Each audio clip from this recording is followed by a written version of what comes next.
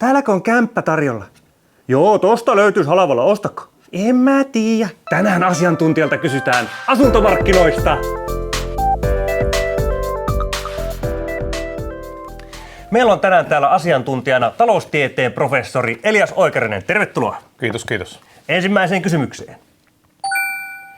Miten asuntomarkkinat toimivat? Yksinkertaisella lähdetään liikkeelle. Siihen voisi pitää 3 tunnin luennon, mutta näin lyhykäisesti niin asuntomarkkinat toimivat samaan tyyliin kuin markkinataloudessa ja mitkä tahansa muutkin markkinat yleensä, eli kysyntä ja tarjonta. Siellä ovat ne keskeiset asiat ja kysyntä ja tarjonta yhdessä määräävät hintatason ja myös vuokratason.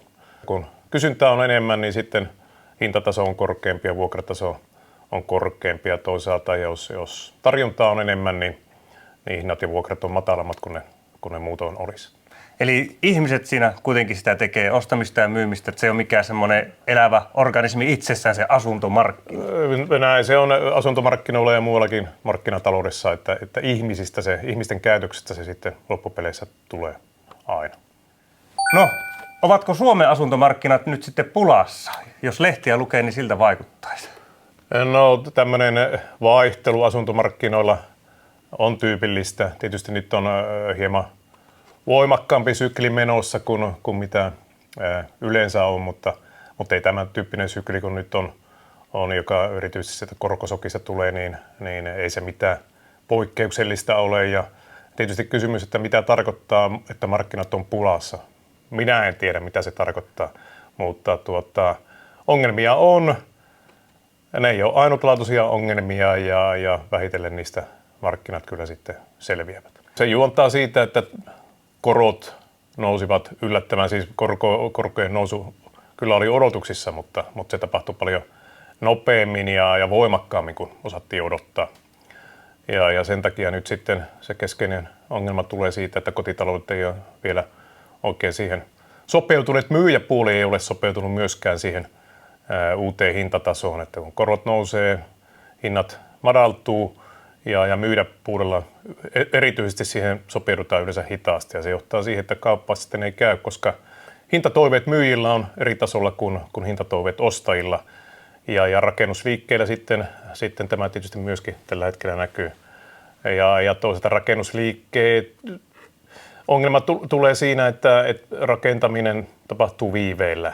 Että vaikka rakennusliikkeet reagoi korkonousuun, niin siinähän käy niin, että sitä uustuotantoa tulee suurissa määrin vielä vuosi puolitoista sen jälkeenkin, kun on vähennetty aloituksia. Eli tämä on asuntomarkkinoiden tyypillinen piirre, että tarjontapuoli tulee pakostakin viiveelle ja se aiheuttaa tämmöisiä voimakkaampia syklejä.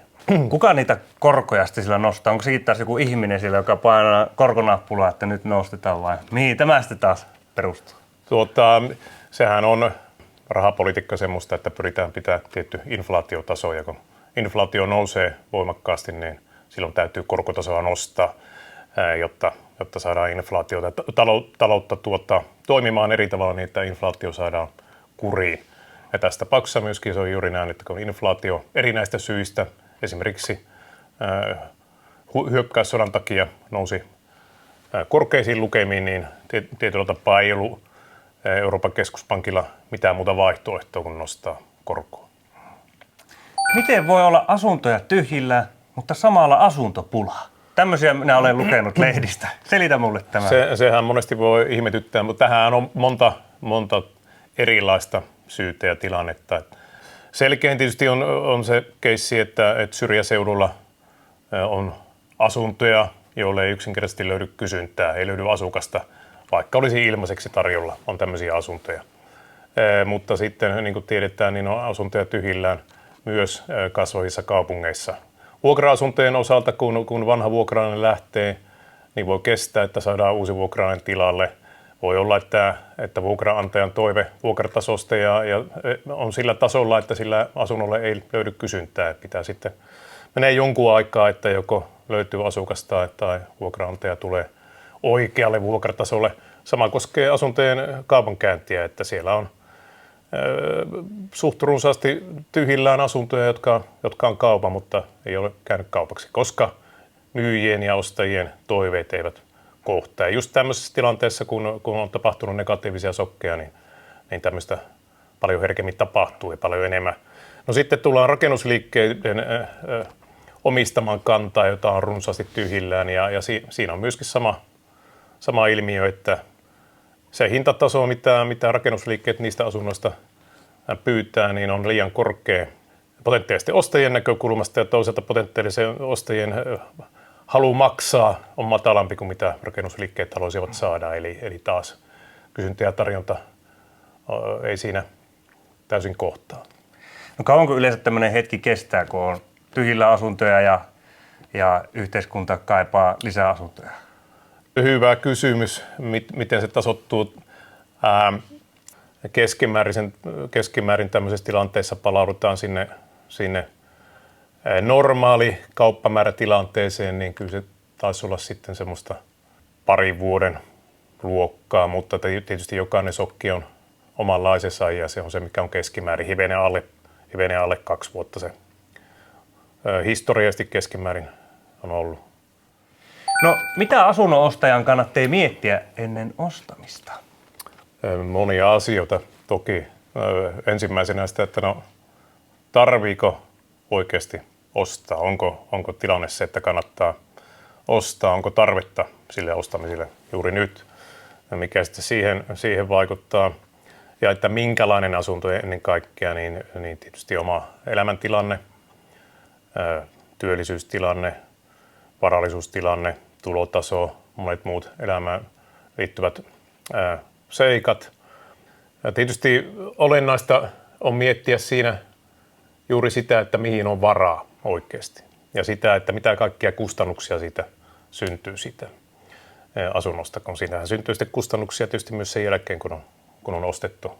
Toki vähemmän lähtökohtaisesti kuin vuokralla asumisesta, mutta sitten täytyy miettiä myös sitä, että miten yllättäviin kustannuseriin varautuu. Että jos tulee tämmöisiä yllättäviä kustannuksia, muutoksia, vaikkapa korkotasossa tai missä tahansa muussa asunnon kuluissa, niin miten niistä selviää. Ja sitä kautta miettiä edelleen sitä, että mihin oikeasti on varaa.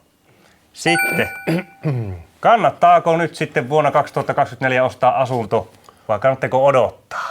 No se myöskin riippuu kunkin omasta elämäntilanteesta. Kotitalouksia ennen kaikkea elämäntilanteesta. Siis sijoittajan näkökulmasta sitten on monia muitakin aspekteja.